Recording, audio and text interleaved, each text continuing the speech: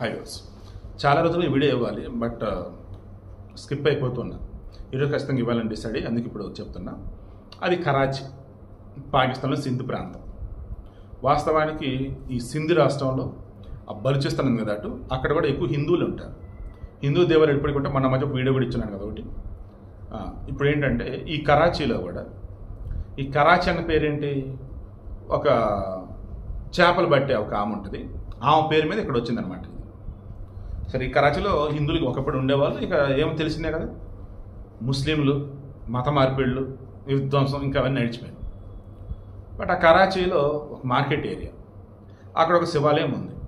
పూజలు చేయట్లా, ఏం చేయట్లా, అలా వదిలేశారు. ఏంటంటే ఈ ముస్లింలు భయపెడతాం కదా, సో వదిలేశారు. దెన్ గవర్నమెంట్ ఏం చేసింది, అరే మంచి మార్కెట్ ఏరియాలో ఉంది, దానిని అలా వదిలేయటం అని అది మొత్తం క్లీన్ చేసేసి శివాలయం, పాత శివాలయం గర్భగుడి కూడా మొత్తం తొలగించేసి అక్కడ మాంస దుకాణం పెడతానికి టెండర్లో పిలిచింది. ఒక కాంట్రాక్టర్ పాడుకున్నాడు. దెన్ ఆ కాంట్రాక్టర్ వచ్చేసి ఆ గుడి చుట్టుపక్కల ఉన్న గోడల మొత్తం తీసేశాడు. ఇక ప్రొక్లైన్తో ఆ గర్భగుడి నుంచి మొత్తం తొలగించాలి. అలా స్టార్ట్ చేయబోతున్నప్పుడు ఒక ఫోన్ వచ్చింది. ఏంట్రా అంటే వాళ్ళ కొడుక్కి సడన్గా హెల్త్ ప్రాబ్లం, ఇమ్మీడియట్గా ఆసుపత్రికి వెళ్ళిపోయాడు.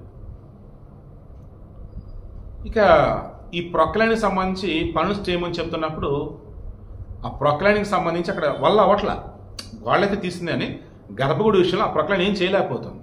పాడవుతున్న ఫీలింగ్ వస్తే దాన్ని పక్కన పెట్టండి, నా కొడుకు ఆసుపత్రి ఉన్నాయి కదా, 2 రోజులు ఆగండి, క్రేన్ తీసుకొచ్చి వర్క్ చేద్దాం అన్నారు. పిల్లడు ఆసుపత్రి ఉన్నాడు, నయంగాల. ఈలోపు వర్క్ మనం పని చేద్దాం కదా, టెండర్ పడుకున్నామని చెప్పేసి క్రేన్తో అక్కడ మళ్ళీ శిథిలాలు గర్భగుడిని తొలగిద్దామని చూశాడు. ఆ క్రేన్ వల్ల కూడా కావట్లే, అది పాడైపోయింది. ఈలోపు ఆసుపత్రిలో పిల్లడికి ఇంకా సీరియస్ అవుతుంది. ఒరే ముందు పని ఆపేయండిరా, నా బిడ్డ చూసుకున్న తర్వాత మాట్లాడదామని చెప్పేసి అన్నాడు. ఆసుపత్రికి వచ్చాడు, బిడ్డకి నయం కావట్లేదు, ఇంటికి వెళ్ళాలి కదా, సో ఇంటికి వెళ్ళాడు.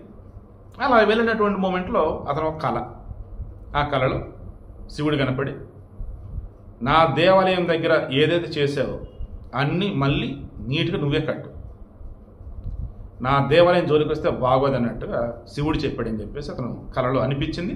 శివుడు నాకు చెప్పాడని చెప్పేసి అతను రివీల్ అయ్యాడు. ముస్లిం అతను. ఇది మూఢనమ్మకం, నేను కాదనను, అతని భయమే అయి ఉండొచ్చు, లేదా శివుని పవర్ అయినా అయి ఉండొచ్చు. ఏదంటారు మీరే చెప్పండి, నేను ఒక జర్నలిస్ట్ని కదా, ఉన్నదే చెప్తా. కొన్నిసార్లు మాత్రం నాకు అనిపించింది, క్లారిటీగా చెక్ చేసుకొని చెప్తా. ఎందుకంటే దేవుడు విషయం ఏంటో చెప్తాడు, భయపెట్టడు, సాడిస్ట్ లాగా మాట్లాడు అనమాట. అందుకని డైలాగులు ఇక్కడ నేను క్లియర్గా చెప్పలేకపోదు. ఇక అతను వచ్చేసి దేవుడు ఏమన్నాడు, ముందు నా గుడిని నీట్గా చేయి, నీ పిల్లడికి నయమైపోయిద్దిరా బాబు అన్నాడు కదా. ఇక వచ్చాడు, గవర్నమెంట్ చెప్పాడు, బరాబర్ పోరా బాబు అన్నారు, అంటే పట్టించుకోవాలి. దానికి ఇతను సొంత డబ్బులతో మొత్తం నీట్గా చేసేసాడు. ఇలా ఆసుపత్రి పిల్లడు కోలుకుంటున్నాడు, మొత్తం ఇక్కడ అయిపోయింది, పిల్లడు పూర్తిగా కోలుకున్నాడు. ఇక దండం పెట్టుకొని వచ్చాడు. అదే సమయంలో ఏం జరిగింది ఏంటని చెప్పేసి చెప్తే కరాచీలో ఉన్నటువంటి ముస్లింలు అందరికీ తెలిసిపోయి, శివుడు ఇంత పవర్ఫుల్లా, శివలింగం కాదది, పవర్ జనరేటరా, శివాలయాలు ఇంకెక్కడెక్కడ ఉన్నాయో అవి కూడా చాలా శక్తివంతమైననా అని ఆలోచించడం మొదలు పెడతా ఉన్నారు. నేను మరలా చెప్తాను, కూర్చోండి. ఈ న్యూక్లియర్ రియాక్టర్లు ఉన్నటువంటివి అణుకేంద్రాల దగ్గర నుంచి మొదలుకోండి, ఈవెన్ నేను మరలా పేర్లు చెప్పి డిస్టర్బ్ అవ్వడం నాకు ఇష్టం లేదు, మీరు డిస్టర్బ్ అవ్వద్దు, కానీ కొన్ని మతానికి సంబంధించి, కొన్ని కీలక ప్రాంతాలకు సంబంధించి చాలా చాలా కీలకమైనవి కూడా మీరు క్రాస్ చెక్ చేస్తే అవన్నీ కూడా లింగాకారంలో ఉంటాయి. అండ్ శివునికి సంబంధించినటువంటి ప్రతిమలు, శివునికి చెందినటువంటి ఆలయానికి చెందినటువంటి రూపురేఖలు మీకు అక్కడ కనిపిస్తూనే ఉంటాయి.